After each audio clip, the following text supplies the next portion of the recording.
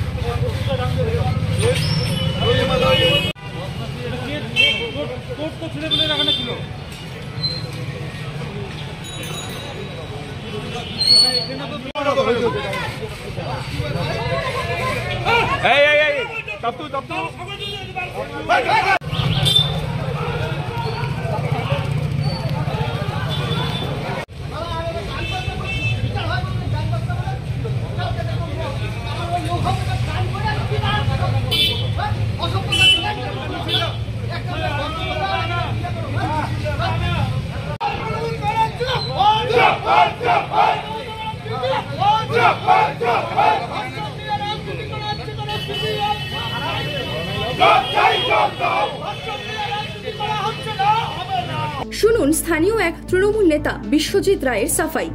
আমরা তো যে ঘটনাটা ঘটেছে আরজিকর কাণ্ড, সেই ঘটনা নিয়ে আমরাও মিছিল করেছি। আমরাও যারা দোষী আছে তাদের আমরা শাস্তি চাচ্ছি এবং আমরা মিছিলও করেছি। আমরা সর্বতভাবে, আমাদের সরকারও সহযোগিতা করছে। কেসটা বর্তমান সিবিআই দেখছে। এই যে 20 দিন হলো, এখনো পর্যন্ত কোনো আমরা আপডেট পাচ্ছি না। কিন্তু এর পিছনে বিজেপি এবং সিপিএম রাজনীতি করছে, নন পলিটিক্যাল ব্যানারে পলিটিক্স করার চেষ্টা করছে। এটার বিরুদ্ধে আমরা এটাকে ধিক্কার জানাচ্ছি। অরিজিনালি উনারা হচ্ছে শাস্তি চাচ্ছে না, জাস্টিস চাচ্ছে না, উনারা চাচ্ছে পদত্যাগ মমতা ব্যানার্জির। ক্ষমতা দখলের একটা চেষ্টা করা হচ্ছে পিছন দিক থেকে। এই যে চক্রান্ত সিপিএম এবং বিজেপির, এই চক্রান্তের বিরোধী আমরা করছি। আজকে হঠাৎ করে কিছু হয়নি তো, আমরা মানববন্ধন করলাম। না এই যে না এই ধরনের ঘটনা কিছু ঘটনাই তো, আমি একটু আগে আসলাম। এই ধরনের বলে আমার জানা নেই। এবারে শুনুন এক প্রতিবাদী নাগরিক হামলার ঘটনার বিষয়ে কি জানালেন। আজকে পশ্চিমবঙ্গ গণতান্ত্রিক লেখক শিল্পী সংঘ আর গণনাট্য সংঘ দুটো গণসংগঠনের ডাকে আরজিকরের যে ঘটনা সেই ঘটনা নিয়ে একটা গান বাজনা কবিতা আবৃত্তি এর মধ্য দিয়ে প্রতিবাদ একটা হয়েছে। শহরের বহু বিশিষ্ট নাগরিক আজকের এই প্রতিবাদ মিছিলে সমাবেশে সামিল হয়েছে। তারাও কবিতা, কেউ আবৃত্তি, কেউ নাচ করেছেন। মোমবাতি জ্বালিয়ে এটার প্রতিবাদ করা হয়েছে। এখানে কোনো ঝান্ডা ব্যবহার হয়নি। সর্বস্তরের মানুষ যাতে অংশগ্রহণ করতে পারে, তিলোত্তমার বিষয়ে আমরা সবাই মর্মাহত, দুঃখিত। গোটা পশ্চিমবঙ্গে আজকে এটার প্রতিবাদ ধ্বনিত হচ্ছে, সারা দেশে হচ্ছে, আন্তর্জাতিক স্তরে হয়েছে। এখন যতক্ষণ না পর্যন্ত এটা দৃষ্টান্তমূলক শাস্তি হবে ততদিন পর্যন্ত এই লড়াই, এই সংগ্রাম এটা চলতে থাকবে। বিভিন্ন ব্যানারে এটা হবে। এখন আমাদের এখানে দুর্ভাগ্যের যেটা ঘটনা ঘটলো, আমরা এটা আন্দাজও করতে পারিনি যে এই ঘটনা মানে গোটা অনুষ্ঠান শেষ হয়ে যাওয়ার পর এখানে শুনলাম পরবর্তীতে তৃণমূলের নেতৃত্বে আমাদের কিছু লোকের উপর, বিশেষ করে আমাদের ৯-১১ ব্রাঞ্চ সেক্রেটারি কমরেড প্রদ্যুৎ শাহকে আক্রমণ করা হয়েছে।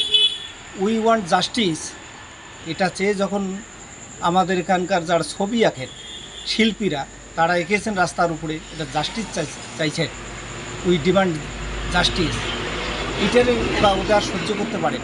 কারা আক্রমণ করলো? এটা তৃণমূলের পক্ষ থেকে আক্রমণ করা হয়েছে, এটা শুনলাম। আমি মাথামা থানার আইসিকে 2বার ফোন করেছি, ফোনটা রিসিভ হয়নি। হয়তো ততক্ষণে ঘটনাস্থলে তিনি গেছেন, হয়তো বা পুলিশদের পাঠিয়েছেন। এই পর্যন্ত শুনলাম। এটা সত্যিই খুব দুর্ভাগ্যজনক এবং আমি ধিক্কার জানাচ্ছি এই ঘটনার সাথে যারা যুক্ত তাদেরও শাস্তি হওয়া উচিত।